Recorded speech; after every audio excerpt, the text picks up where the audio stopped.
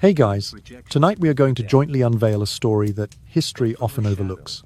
A tragedy more heartbreaking than even the most notorious beheadings of the Tudor era. When we talk about the unfortunate wives of King Henry VIII, we immediately think of Anne Boleyn, who was betrayed and lost her life. But there is another woman who endured an even deeper humiliation. Anne of Cleves, the queen instantly rejected by Henry VIII because he called her ugly, the wife he absolutely refused to touch. The pitifulness of Anne of Cleves does not just lie in being shunned. She was an innocent German girl, raised in such a sheltered environment that she completely failed to grasp the true meaning of the marriage she was entering. She came to England as a bride, but was treated like a defective product, publicly insulted by her husband, and replaced with a young mistress. Her tragedy was having to witness it all without realizing she was the victim of betrayal. After being cast aside, she lived alone for 17 long years.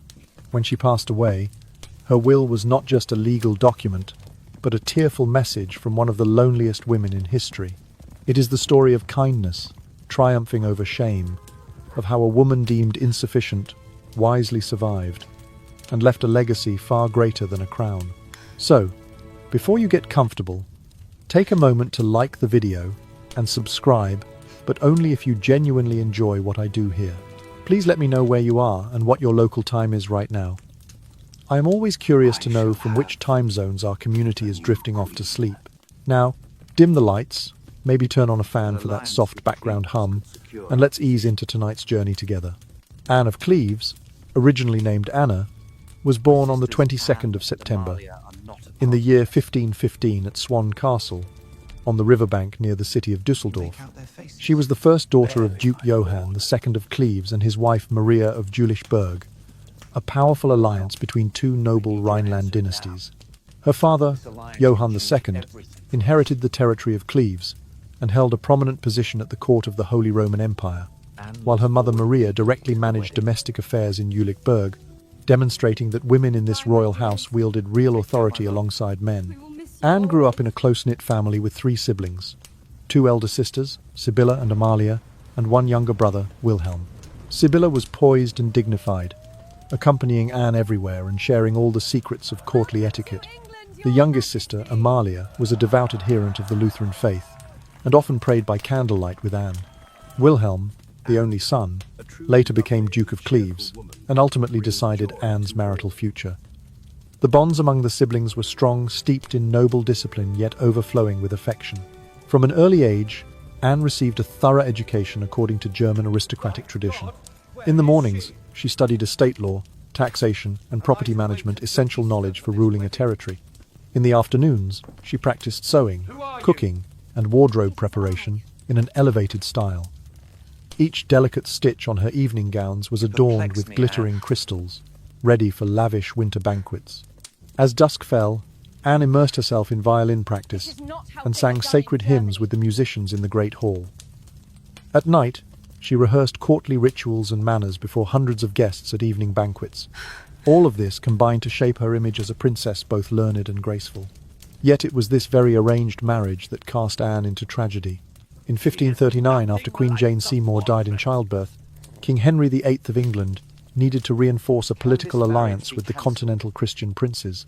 His chief minister, Thomas Cromwell, set his sights on Cleves and persuaded Duke Wilhelm to send his daughter to England as the king's wife. Negotiations dragged on for months until November 1539, when the English envoys caught glimpses of Anne and her sister Amalia behind heavy veils. Wilhelm immediately consented, provided 100,000 florins with no dowry required. Anne, then just 24 years old, departed Cleves on the 30th of December in 1539, bidding farewell to her mother, her sisters, and the splendid castle. She journeyed across the English Channel, with hopes of a marriage that would bring her great renown. However, no one had clearly explained what royal marriage truly entailed, and she managed only to learn a few rudimentary English phrases before boarding the ship. When Anne set foot on English soil, the populace poured into the streets to greet her, cheering as if for a new queen. Every noble letter praised her. As beautiful as a Hans Holbein portrait, tall, with bright blue eyes and golden hair. The wedding, originally set for the 25th of December 1539, was postponed until the 6th of January 1540, much to Henry's impatience. On the 1st of January 1540, Henry, disguised, burst into Anne's chamber and knelt to kiss her hand, his romantic plan being that she would instantly recognize her destined lord. But Anne, raised in Cleves's strict gender separation, was astonished and recoiled, believing him merely a strange visitor. Humiliated, Henry stormed out and returned, dressed in royal purple, causing Anne only then to realize she faced the king himself. On that day she bowed her head in terror, received his cold kiss, and stood frozen in bewilderment. After their fateful encounter, Henry returned to Greenwich in a rage. He criticized Anne's appearance, doubted her virginity, and quietly set about building grounds for annulment based on her previous betrothal to the Duke of Lorraine. Within weeks, Anne, still queen by ceremony, witnessed him freely crossing the Thames each evening to visit his 16-year-old mistress, Catherine Howard, in full view of court. When the marriage failed to meet expectations, Henry swiftly stripped Anne of her title, leaving her to live alone in empty castles for 17 years. No husband, no family, only servants who pitied her. Anne was so innocent that she did not grasp what marriage truly meant. She believed that holding hands and saying good night sufficed. She passed away on the 16th of July in 1557, at the age of 41, ill and forgotten. In her final will lay the most heartbreaking truth about the loneliest queen in history, a truth revealed through precise numbers and dates that moves every heart that reads it. Anne was born in September 1515 at Swan Castle on the banks of the Rhine near Dusseldorf, the first daughter of Duke Johann II of Cleves and his wife Maria of Jülichberg. In the noble house of Cleves, women were entrusted not merely with courtly ceremony but with genuine authority. They managed estates, oversaw finances, and participated in political decisions alongside their male relatives. From her earliest days, Anne was steeped in this culture of shared governance, observing her mother Maria exercise real power in Jülichberg, while her father Johann handled broader ducal affairs. Anne's childhood unfolded at Berg Castle, where she grew up with 3 siblings: her elder sister Sibylla, her younger brother Wilhelm, and her younger sister Amalia. Sibylla, graceful and reserved, was a constant companion in Anne's lessons on courtly comportment, guiding her through the protocols of bowing, speechcraft, and the art of receiving esteemed guests. Wilhelm, as the only son, carried with him the weight of dynastic continuity, and he would one day determine the alliances made through his sisters' marriages. Amalia, devoted to the burgeoning Lutheran faith, often knelt beside Anne to pray by flickering candlelight, instilling in her a reverent sense of devotion. Despite the strictures of noble discipline, the 4 children forged deep bonds of affection, their days filled with shared laughter and mutual support. In that same noble tradition, Anne's education was both rigorous and wide-ranging. Mornings were reserved for the technical disciplines of estate management. She studied property law to understand the fine print of land tenure, learned the intricacies of taxation to ensure her future holdings would remain solvent, and mastered the principles of resource allocation so that each manor under her care would flourish.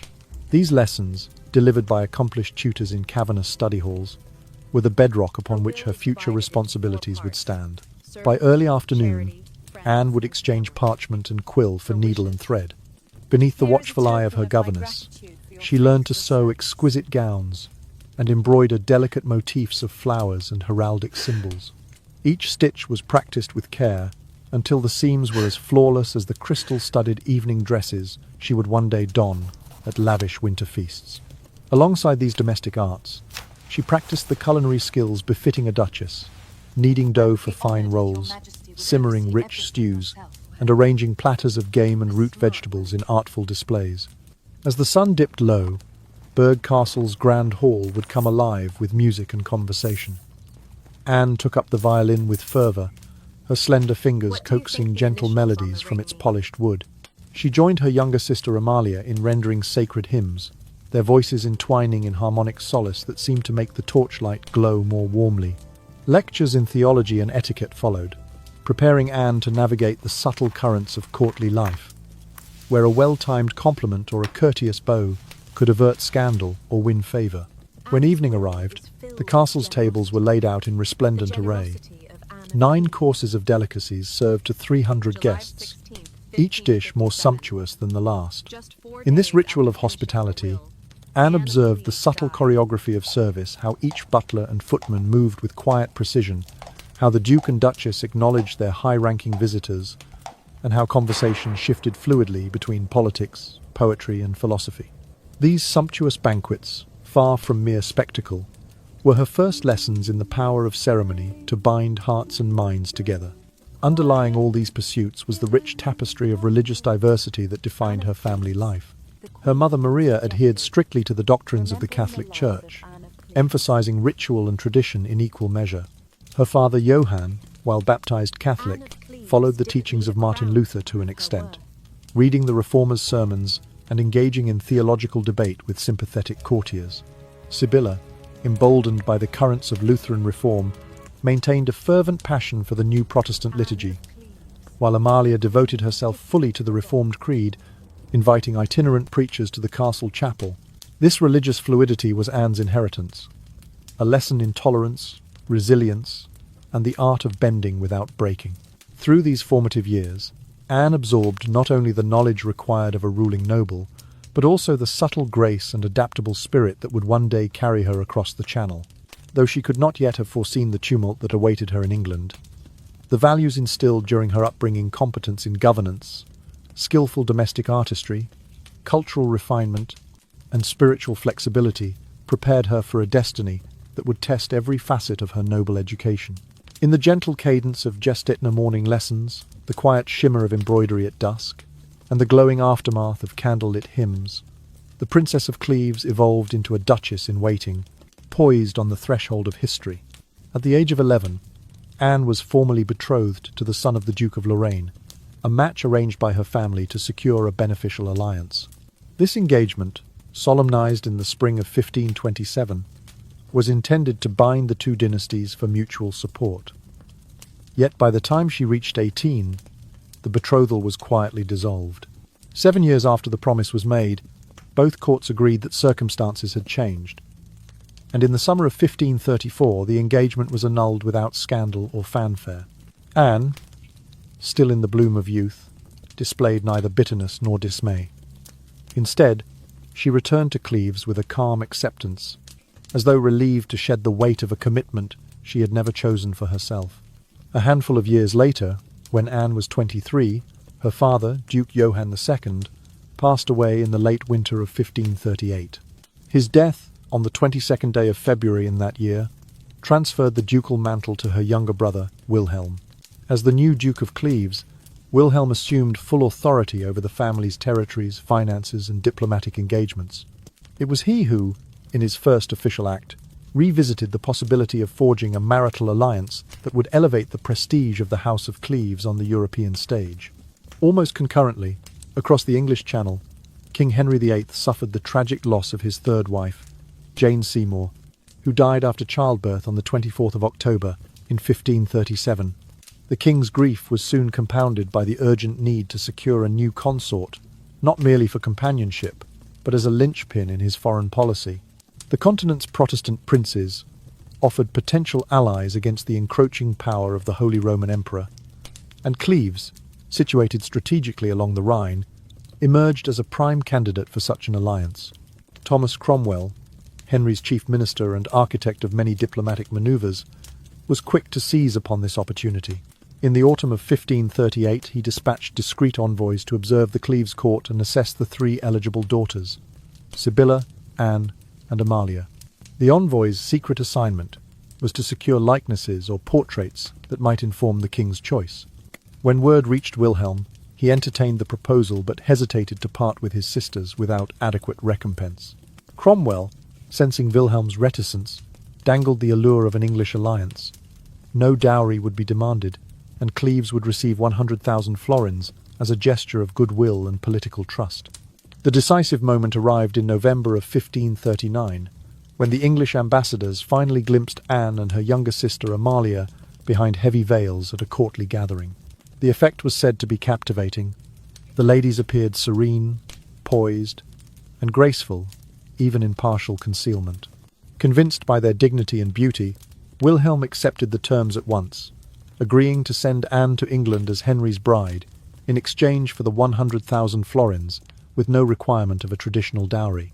For Anne herself, then recently turned 24, this arrangement was presented as an honour and a duty to her family. No one asked how she felt about leaving the only home she had ever known. In late November 1539, she bid farewell to her mother Maria, her sisters Sibylla and Amalia, and the ancestral halls of Berg Castle. With a modest retinue and hastily packed trunks, she embarked on the journey southward, her heart full of expectation for the role she was to play at the English court. The voyage across the English Channel proved more arduous than anyone had anticipated. Autumn storms battered the vessel, and fierce winds delayed its departure from the port of Calais.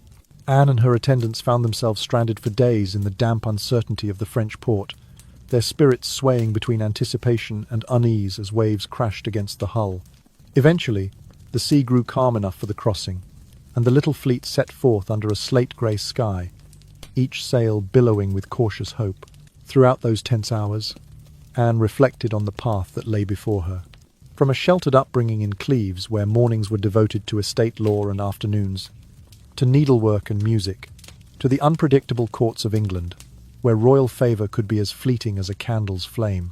Yet she pressed on, buoyed by the thought that her arrival in England, whenever it came, would herald a new chapter for both herself and the Duchy of Cleves.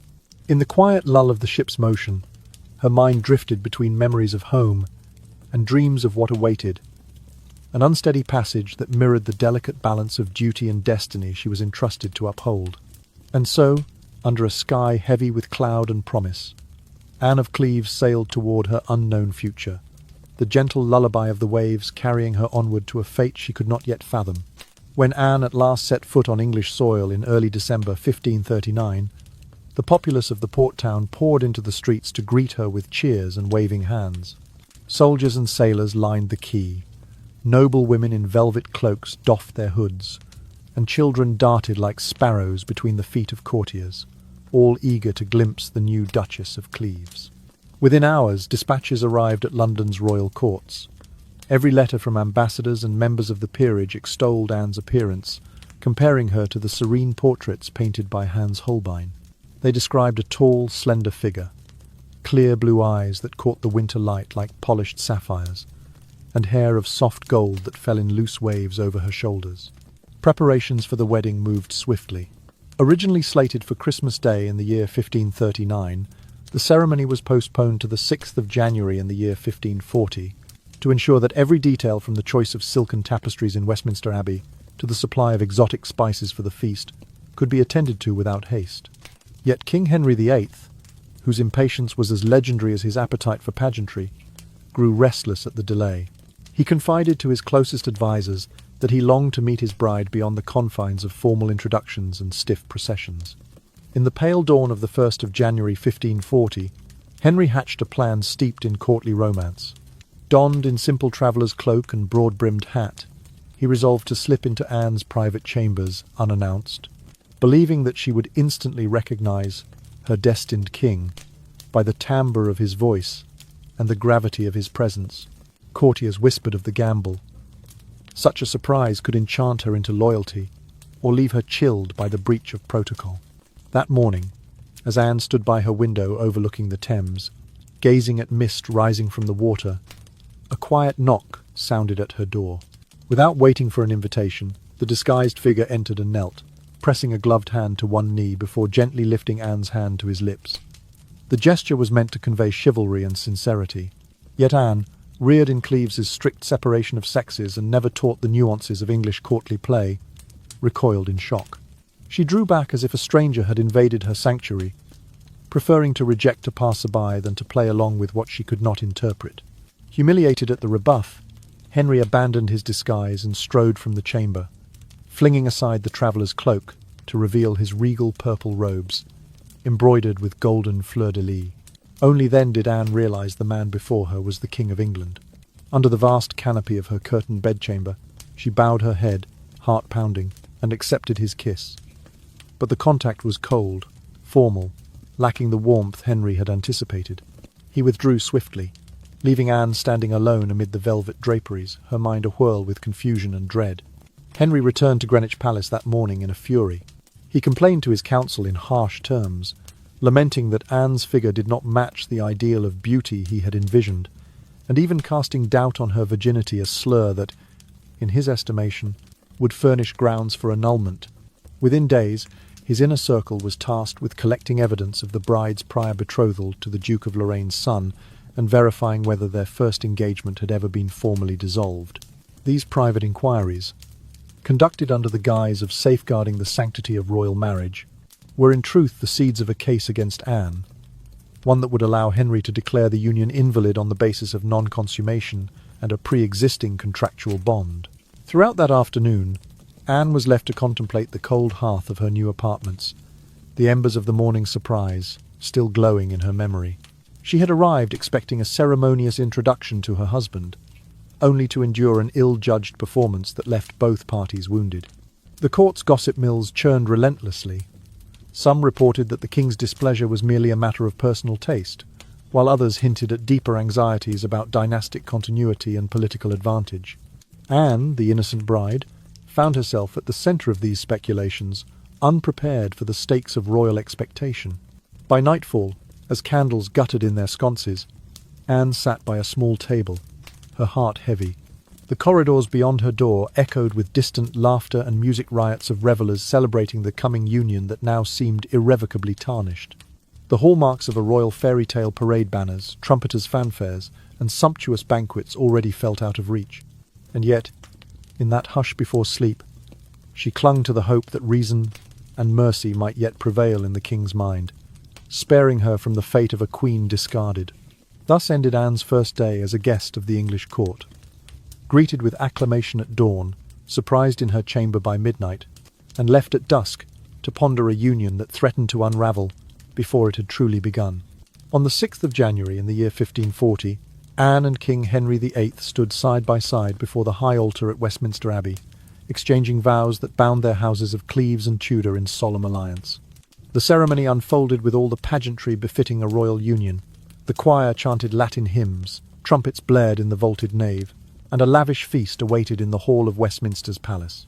Yet behind the gilded draperies and beneath the thundering fanfare lay a fragile accord, destined to sway in the days to come.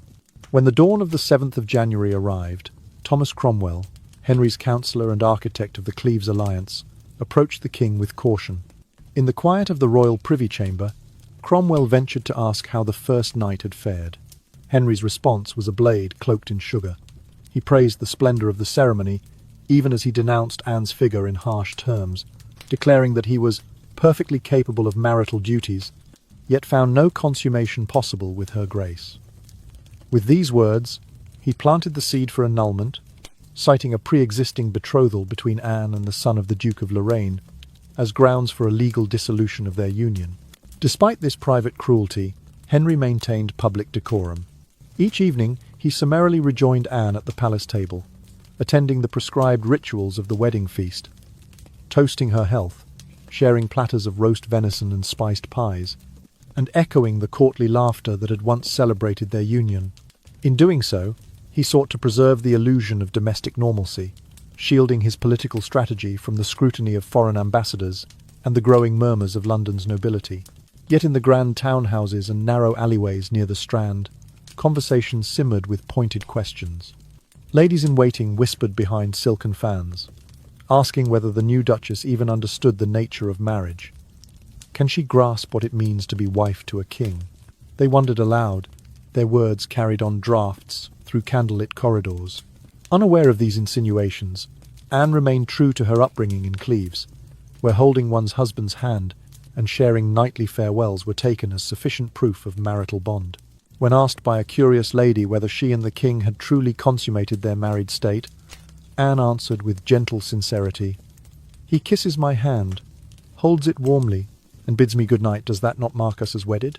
By spring of 1540, the true depth of Henry's discontent revealed itself in the king's public attentions elsewhere. Barely 3 months after Anne's arrival, Henry was seen crossing the Thames by boat, his barge oars glinting in the morning sun, bound for Lambeth Palace on the south bank. There he visited his new mistress, the Lady Catherine Howard, niece to the Duke of Norfolk and only 16 years of age. Crowds lining both banks gasped and murmured. How swiftly the king's favour had shifted from his bride to this young noblewoman. Onlookers shook their heads in sympathy for Anne, picturing her alone in her London lodgings, still believing herself to be Henry's chosen queen. She dined each night to the echo of her own thoughts, unaware that the king's heart and his courtly attentions had been swept away to another household. The gardeners tending the palace terraces paused in their work to exchange rumours. One moment Anne was the celebrated duchess, and the next she was the subject of hushed pity. Within the palace walls, Anne found herself isolated amidst the echoes of her own expectations. The nightly rituals continued, candles trimmed, tables laid with 9 courses, servers gliding between high-backed chairs, but each gesture felt more like an act in a play than the genuine warmth of marital companionship. Hidden behind the velvet curtains of her bedchamber, she clung to the memory of that first embrace, interpreting it as the simple courtesy of a husband bidding his wife good night. Meanwhile, Henry's ministers moved with calculated precision, gathering statements regarding Anne's prior engagement to the Lorraine prince and questioning members of her household about any evidence of marital relations. Letters flew between Cromwell and the papal nuncio, discreetly framing the divorce as a matter of canonical necessity rather than personal grievance. Outside, London's street vendors and tavern keepers sold pamphlets that mocked the king's romantic miscalculation, suggesting he had wed a stranger in haste. Nobles at court speculated on the timing. If the marriage could lapse under the guise of an unconsummated bond, what shame would Cleves suffer? In the gardens at Whitehall, statues of Henry's great ancestors seemed to watch the unfolding drama with stony impassivity, as if recalling similar intrigues from centuries past. All the while, Anne remained ignorant of the quiet warfare waged on her behalf and against her. Each morning she awoke to greet a world of unfinished negotiations. Each night she retired under blankets of damask silks, trusting in the rituals that had guided her since childhood. In the gentle hush of candlelight and the soft rustle of velvet gowns, the lonely Queen of Cleves navigated her new kingdom, believing in the sanctity of her vows, even as the foundations of her marriage quietly crumbled. Thus, by the time tulips and daffodils heralded full spring, the alliance that had once promised so much now teetered on the brink of dissolution, its fate sealed by the whispered admissions of a king who refused to consummate his vows, and by a court that watched with both fascination and sorrow.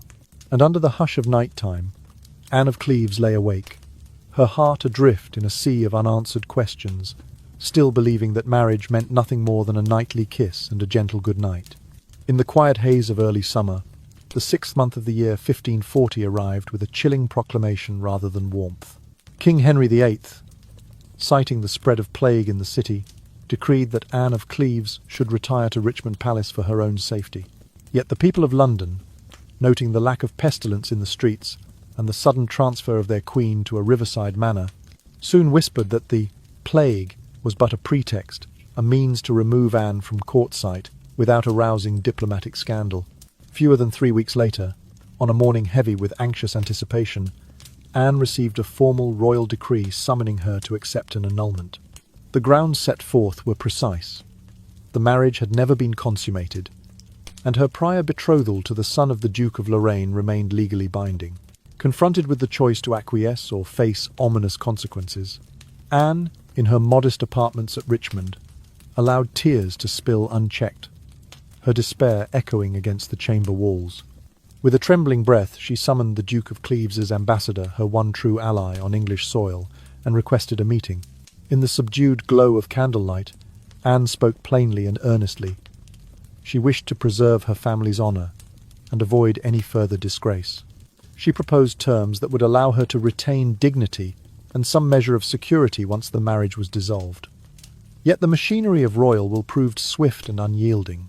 Within a single day of her entreaties, Anne bowed to the inevitable and consented to the annulment, sparing herself and her homeland the ignominy of a contested divorce. Henry, taken aback by her humility and resignation, he had expected fervent resistance, found himself confronted not by defiance, but by a serene acceptance that undercut the drama he had envisioned.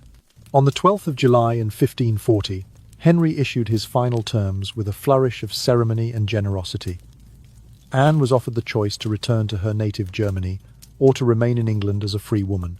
Should she elect to stay, she would receive an annual allowance of £4,000, sterling, a sum that dwarfed the incomes of most English dukes and the lifetime usufruct of several royal residences, including Richmond Palace, Bletchingley Manor, and Hever Castle, once the home of her ill-fated predecessor, Anne Boleyn. In a public declaration, Henry proclaimed that Anne retained her chastity in his eyes, restored her title as the King's beloved sister, and accorded her precedence immediately after the reigning queen and his royal daughters. Anne, moved by such unexpected largesse, accepted these provisions with quiet grace. She went so far as to pledge that every letter she sent to her German kin would be subject to royal scrutiny, an extraordinary gesture of trust toward a king who had so recently spurned her. Thus freed from ducal duty and matrimonial bonds, Anne emerged as perhaps the freest woman in England. No husband, no father, no brother constrained her choices. She had only herself and the gentle counsel of her attendants. With a discreet withdrawal from the political stage, she took up residence at her estates, where she earned a reputation for kindness and generosity. Servants recalled her unassuming manner and soft voice, tending to their needs not as a distant sovereign but as a compassionate friend. Anne's relations with Henry's subsequent wives were marked by courtesy and respect. She was seen briefly at the nuptials of Catherine Howard, sharing a refined nod that some interpreted as a cold admonition, given that young Catherine was herself to suffer a tragic end. Later, at the wedding of Catherine Parr on the 12th of July in 1543, Anne appeared in the procession and offered a gentle smile that hinted at both empathy and warning, perhaps a reflection on the fate of queens undone by the king's caprices. Beyond her interactions with Henry's consorts, Anne devoted herself to the king's children, Princess Mary, Princess Elizabeth, and Prince Edward. Mary, initially wary of the foreign duchess, gradually came to regard Anne with genuine affection, drawn to her warmth and steady presence. Elizabeth found in her a companion for music lessons, and Edward, even in his earliest years, seemed to follow Anne with curious devotion as she read aloud from devotional texts. In her capacity as an informal stepmother, Anne strove to be both nurturing and discreet, never overstepping the bounds of her adopted family's complex dynamics. Yet even in the midst of such attachments, Anne felt an undeniable void. The opulent halls of her residences, though richly furnished and filled with fine tapestries, lacked the purpose that had once defined her life in Cleves. There were no councils to preside over, no estates to adjudicate, no grand hunts to organize, only quiet gardens and candlelit galleries. Each morning, she awoke to the hushed corridors of her manors, bearing the weight of freedom that offered neither mission nor identity. In the evenings, as servants laid out meals of 5 courses for a modest gathering compared to the 300 guests she had once entertained, Anne's gaze often drifted to empty chairs, imagining the laughter and discourse that would have once filled the room. The sonorous tolling of Richmond's church bells marked the passage of days, while the solitude beneath their echo reminded her that she was, in truth, the most solitary of queens. The seasons turned, and though summer's warmth gave way to autumn's chill, Anne's sense of displacement endured. Fragmented whispers of court news reached her ear. Diplomatic manoeuvres, royal births and deaths, and the ongoing turbulence of Reformation politics. Yet she remained physically distant from the epicenter of power, and emotionally distant from the companionship she had once sought in her marriage. In the soft glow of twilight, Anne of Cleves would sit by her chamber window, watching the moon's reflection on the Thames as it wound past Richmond's walls. Though the world beyond her palace continued to spin with intrigue and ambition, she lingered in the quiet interlude between nightfall and sleep, where memories of her brief tenure as queen mingled with the gentle ache of solitude.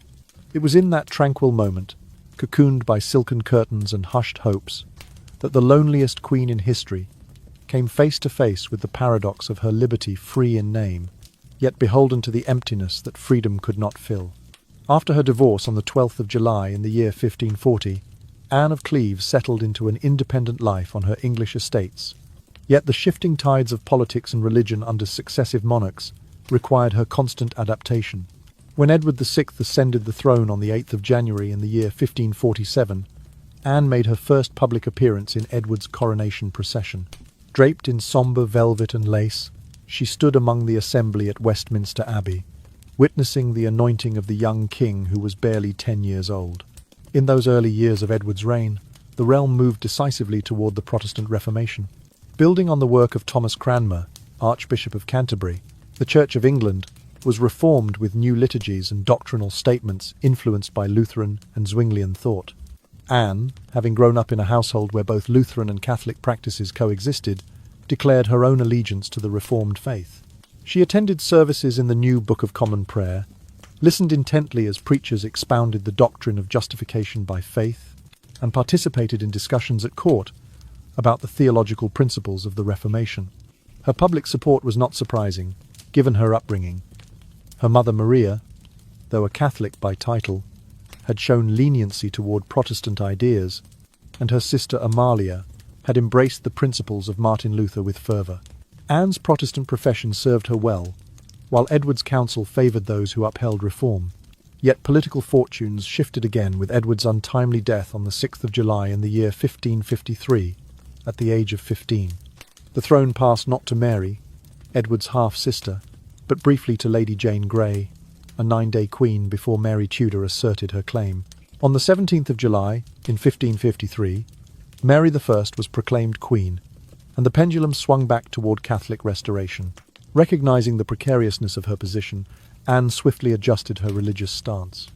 In the autumn of the same year, she formally renounced her earlier Protestant affiliation and professed her loyalty to the Roman Catholic Church. She received a private reception to the sacrament under the restored Latin Mass and renewed her vow of Catholic faith at Whitehall Palace. Her willingness to conform to the Queen's religious policy demonstrated not only her deference to authority, but also her strategic acumen. From childhood, she had learned that survival in a multi-faith household required both principle and pragmatism.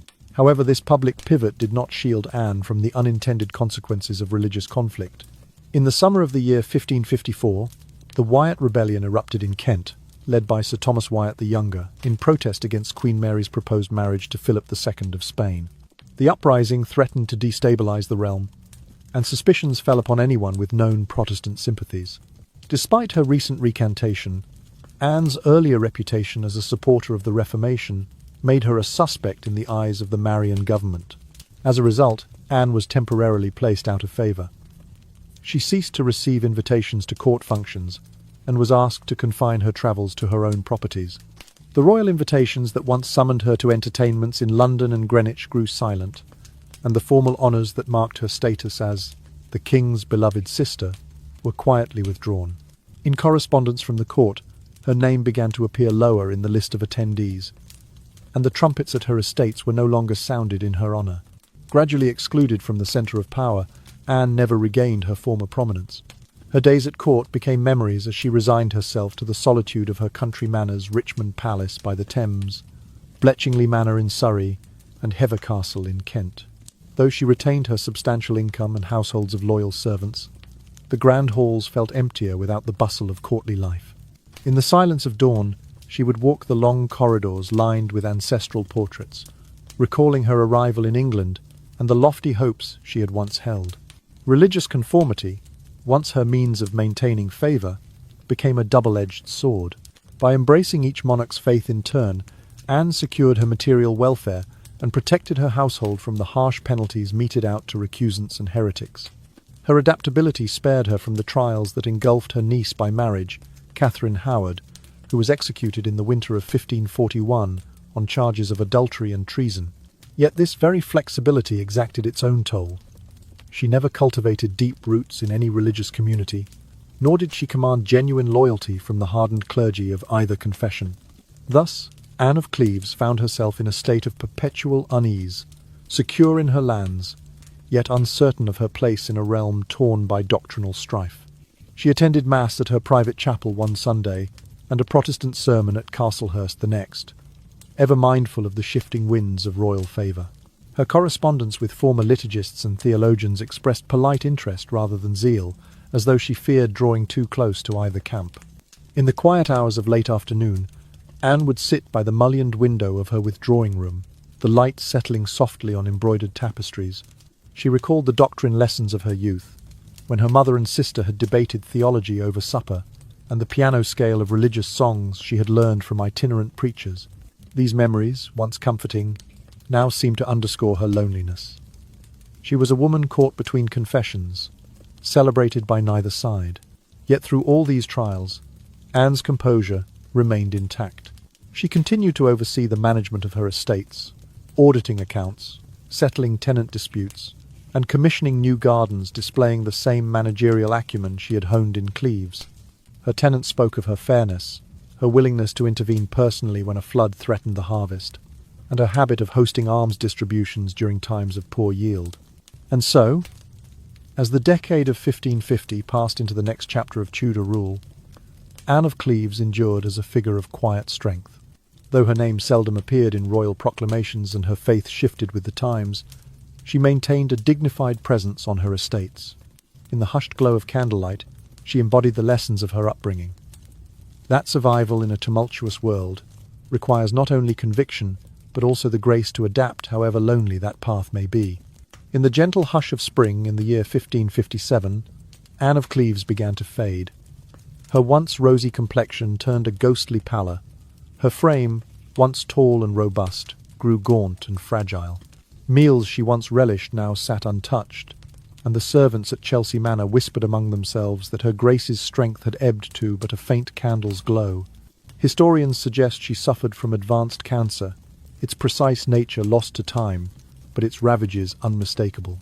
Though tended tirelessly by her loyal attendants, women and men who had served her since her arrival in England, Anne's heart carried a deeper ache. She was utterly alone.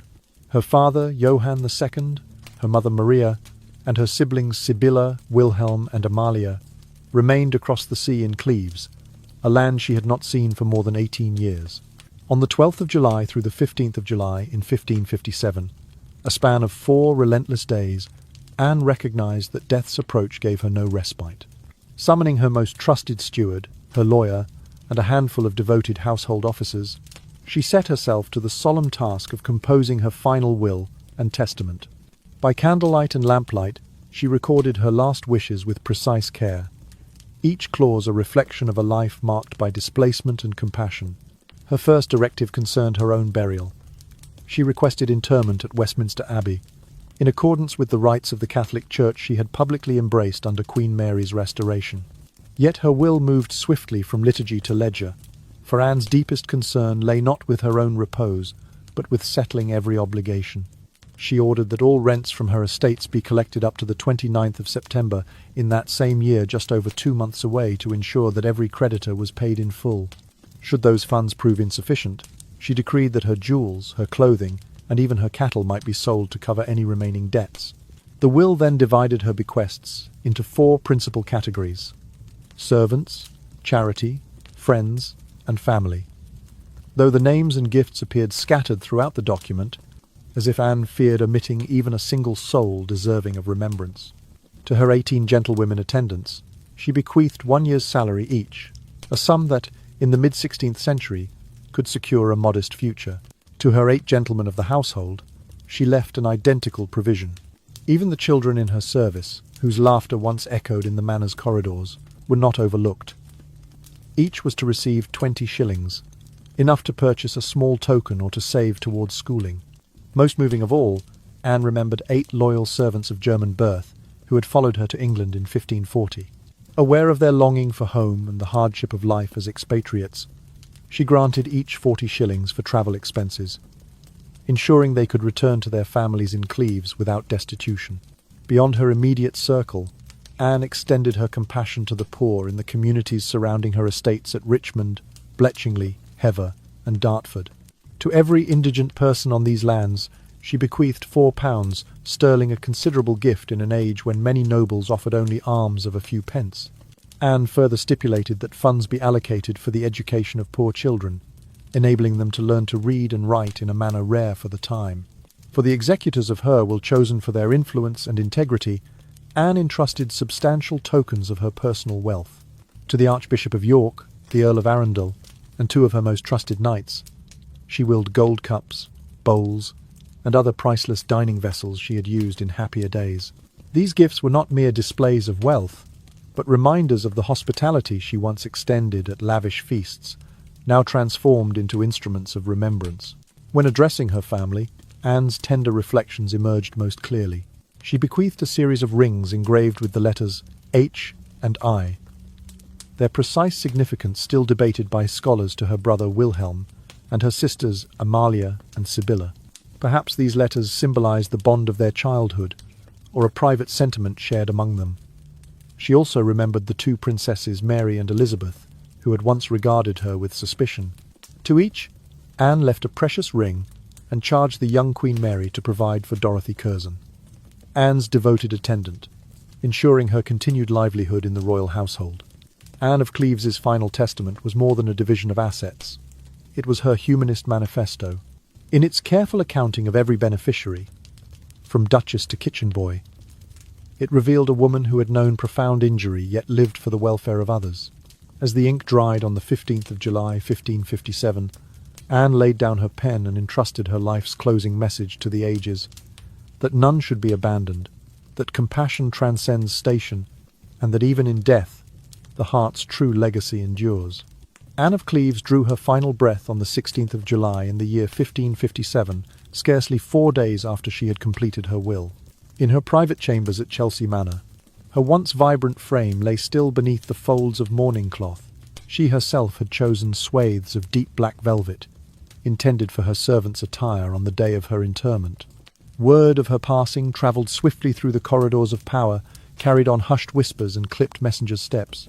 True to the promise she had won from King Henry VIII, Queen Mary I, the King's daughter and Anne's successor at Whitehall, personally selected the place of burial in Westminster Abbey, ensuring that the former Duchess of Cleves would rest among England's most honoured dead. Preparations for the funeral unfolded with solemn dignity. The Catholic rites Anne had requested were observed in full. The Tridentine Mass, chanted in Latin beneath the Abbey's soaring vaults, the incensation of the catafalque, sending spirals of fragrant smoke upward, and the placement of candles in ornate holders, casting flickering light across the ancient stone.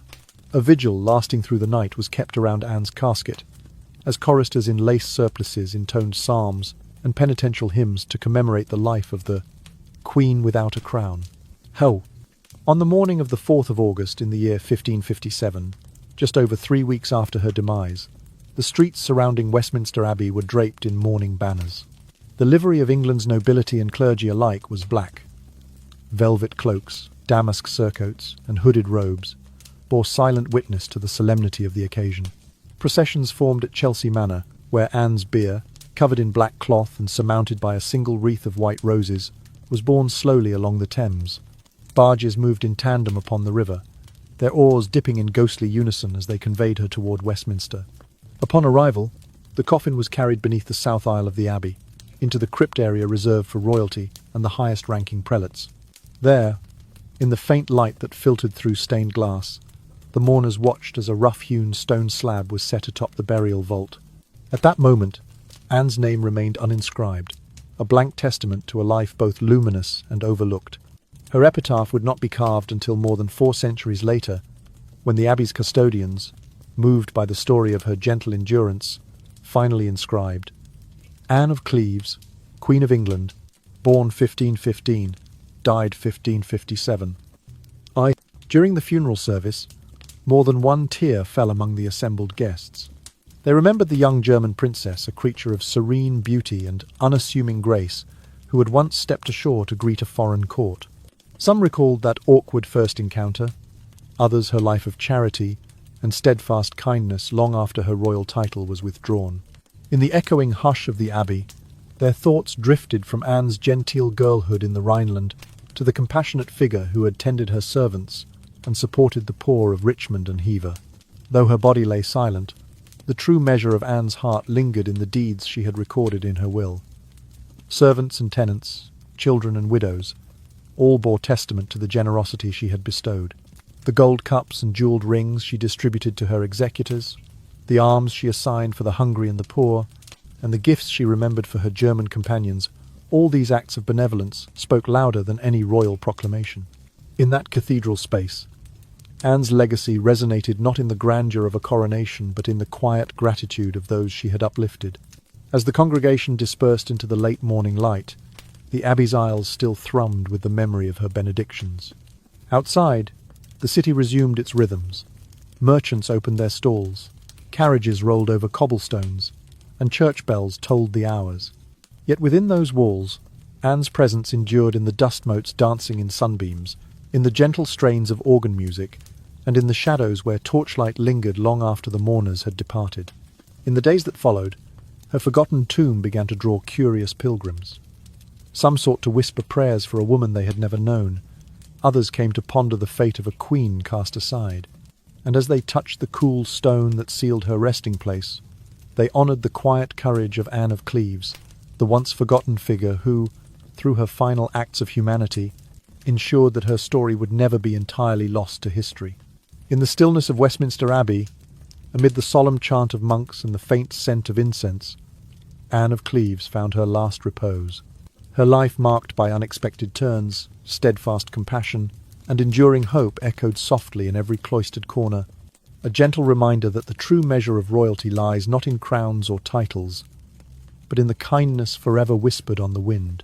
For more than 4 centuries, Anne of Cleves's final resting place lay beneath a simple expanse of stone, a blank slab set within the crypt of Westminster Abbey.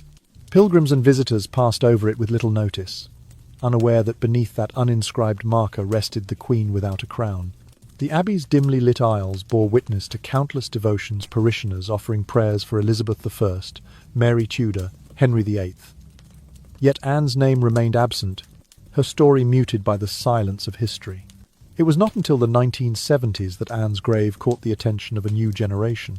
During a comprehensive restoration project at Westminster Abbey, historians and curators carefully examined the memorials and tombs within the ancient walls. Amid stacks of archival drawings and ledger entries, they discovered references to an unnamed vault reserved for Anne of Cleves.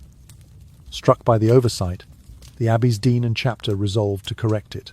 On the 18th of June in the year 1975, a new dedication was ordered.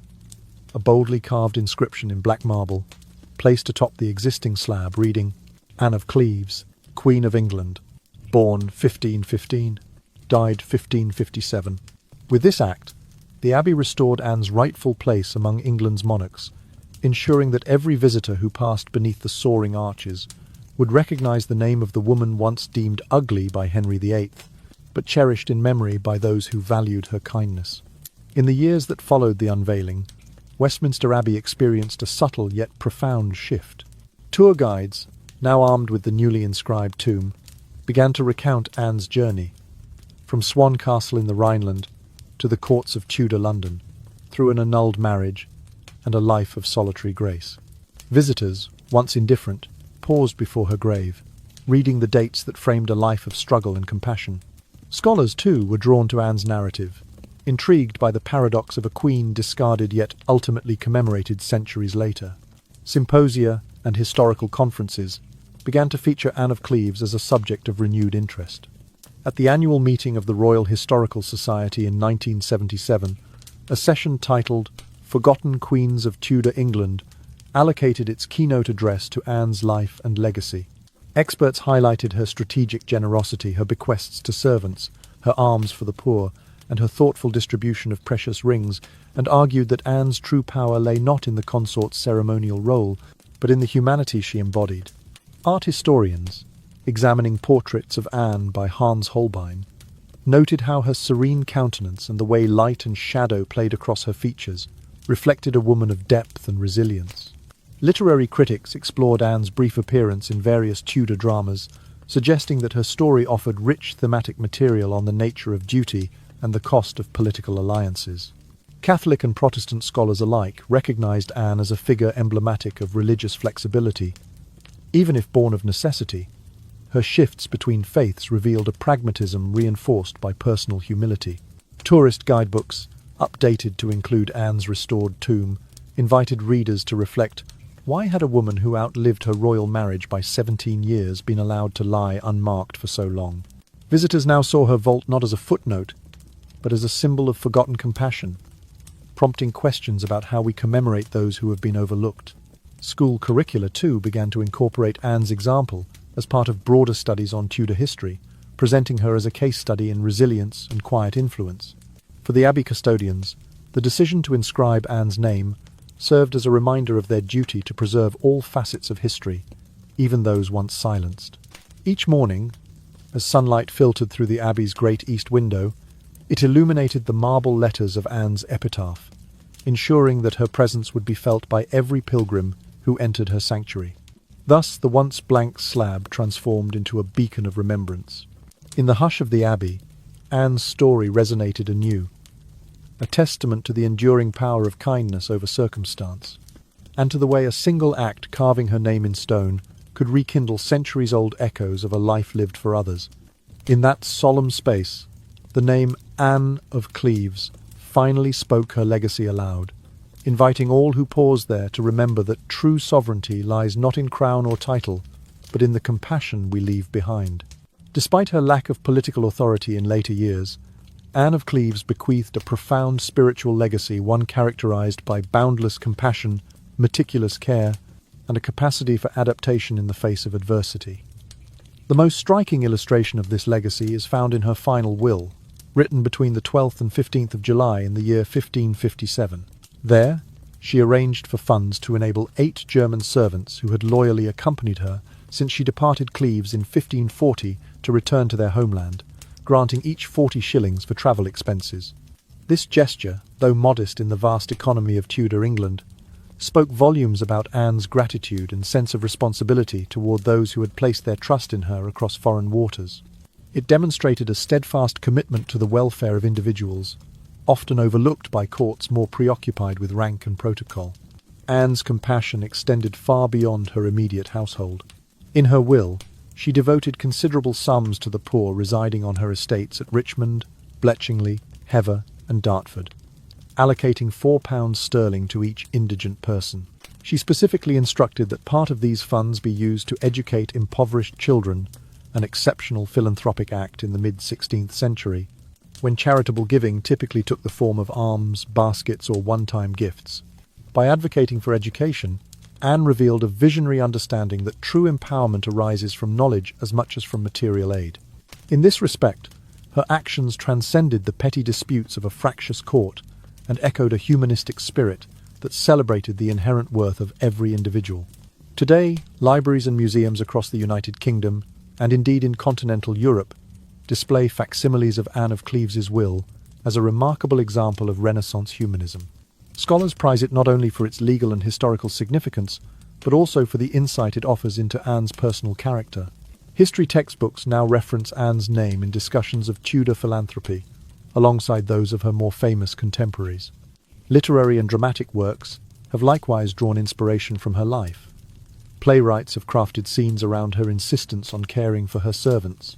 Novelists have woven narratives that emphasize how a discarded queen could nonetheless wield moral authority.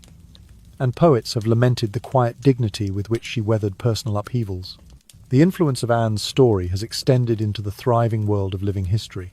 Reenactment groups coordinate annual commemorations of her funeral, meticulously reproducing the Catholic rites held in Westminster Abbey on the 4th of August in the year 1557. Participants don period-accurate clothing, black velvet morning gowns for women and sombre doublets for men, and process through the Abbey's nave in solemn procession, carrying banners bearing Anne's coat of arms.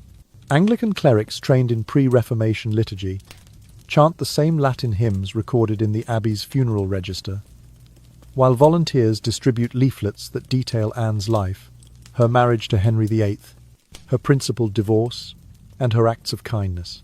These events, staged in the cool shadow of the Abbey's vaults, invite the public to immerse themselves in the atmosphere of mid-Tudor England and to ponder the ephemeral nature of power.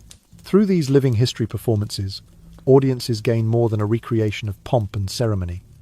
They glimpse the soul of a woman who, though stripped of political influence, enriched the lives of those around her. Visitors often speak of the hush that falls over the Abbey during the vigil reenactment, a stillness that seems to echo Anne's own quiet dignity in her final days. The resonance of her story prompts questions about the measure of greatness. Is it crowned heads and battlefields, or is it found in the simple, unwavering care we extend to one another? Indeed, Anne of Cleves's life offers a timeless lesson in humanness. She did not need a crown to validate her worth. She affirmed it through acts of empathy, through a will that remembered the overlooked and the vulnerable. Her flexibility in the shifting religious and political currents of mid-16th century England ensured her survival, but it was her steadfast commitment to her servants and her charity to the poor that secured her enduring reputation. As living history reenactors file past her tomb, as students read her will in history classes, and as scholars debate the engraving of the letters H and I on her bequest rings, Anne's example shines through centuries of change. Her story remains a quiet whisper beneath the vaulted stones of Westminster Abbey, a reminder that true nobility lies not in the span of one's reign, but in the breadth of one's compassion. And so, in the soft glow of candlelight and the hushed reverence of visitors, Anne of Cleves endures a testament to the boundless potential of kindness in a world often ruled by power. Though granted the legal right to marry again by the annulment terms set on the 12th of July in the year 1540, Anne of Cleves never chose to remarry. For 17 years following her divorce from King Henry VIII, she remained unmarried, even as she was wealthy, well-respected, and still in the prime of her life. This prolonged bachelorhood has intrigued historians and biographers ever since. Some scholars argue that the trauma of her first marriage, publicly spurned and annulled on grounds of non-consummation, left Anne too wounded to risk her heart anew. They point to the humiliation she endured when Henry complained of her appearance and set aside their union for a teenage mistress. In this view, Anne's decision to remain unmarried was a protective measure born of self-preservation, a buffer against repeating past pain. Other experts emphasize Anne's embrace of her independence. Having lived under the strain of royal expectations and the politics of courtly marriage, she may have come to value the freedom her annulment afforded. Without a husband or overseers dictating her movements, she managed her estates, dispensed charity, and nurtured friendships on her own terms. In an era when noble women's lives were largely orchestrated by male relatives, Anne's autonomy stood out each summer day at Richmond Palace or Hever Castle, found her overseeing agricultural rents, personally reviewing tenant petitions, and directing renovations to her manors. By foregoing remarriage, she maintained control over her finances and physical person, a rare achievement for a woman of Tudor England. Yet another hypothesis, woven from hints in personal correspondence and whispered at living history gatherings, suggests Anne harboured a discreet affection for someone she could never publicly acknowledge. Some speculate this person was a chaplain, perhaps the one who guided her spiritual transitions between Protestant and Catholic confession. Others propose a loyal confidant, possibly one of the German servants she helped repatriate. In either case, her silence on the matter, even in the privacy of her will, speaks volumes. Love unspoken can be the most enduring testament to the heart's devotion. In choosing never to marry again, Anne may have been honouring an unfulfilled promise, letting her quiet constancy stand as a final declaration of fidelity. This silent choice has become a contemplative space for audiences and scholars alike.